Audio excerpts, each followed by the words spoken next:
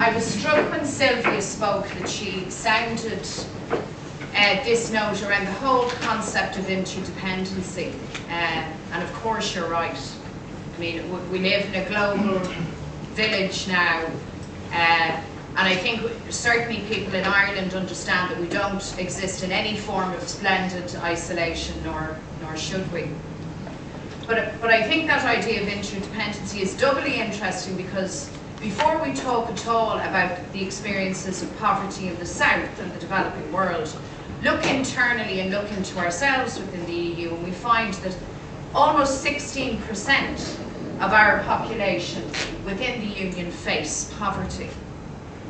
And those that live in poverty within the EU have a very specific thing in common with the impoverished of the South, and that is that they are victims of the status quo, of the balance of forces and the policy agenda, both at an EU and a domestic level.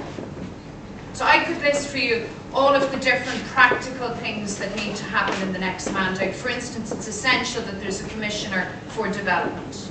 That's absolutely critical. It's essential that development issues, humanitarian aid and so on, is very strictly cordoned off from the big boys' foreign policy agenda and is not corrupted by that foreign policy agenda. That matters too. But fundamentally, if we are not prepared to address the issue of Europe's trade policy, of the enduring obsession that Europe has with the power of the markets and adhering to competition law beyond and above all else, in my view, we will spend all of our political lives fighting a rearguard action. So I think that the basic law, and by that I mean the treaties, the foundation stones upon which this project is built, need to change. And the emphasis needs to move explicitly from free trade to fair trade. And we are at a moment of absolute upheaval and crisis and so on, and we know it. And no, it's not simply about scrubbing the thing down and getting it back on track. This has to be a moment of transformation and fundamental change, so let's grasp the opportunity. I think that the reason why a lot of people concerned with global justice issues were uncomfortable with the Lisbon Treaty was not so much around the policy incoherence, although that's there.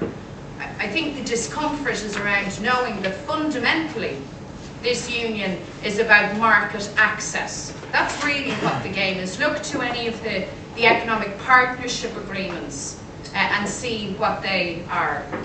So we're either serious about the Millennium Development Goals or we're not. We either seriously take on the challenge of feeding people and addressing maternal deaths, or we don't. I think we need to be honest at this point, and in my honest view, for us to make real and enduring progress on this agenda, our treaties need to change. And if our political leaders aren't willing to take that kind of leap of change and transformation, then quite frankly the populations and the electorate need to force them into that position. Good night.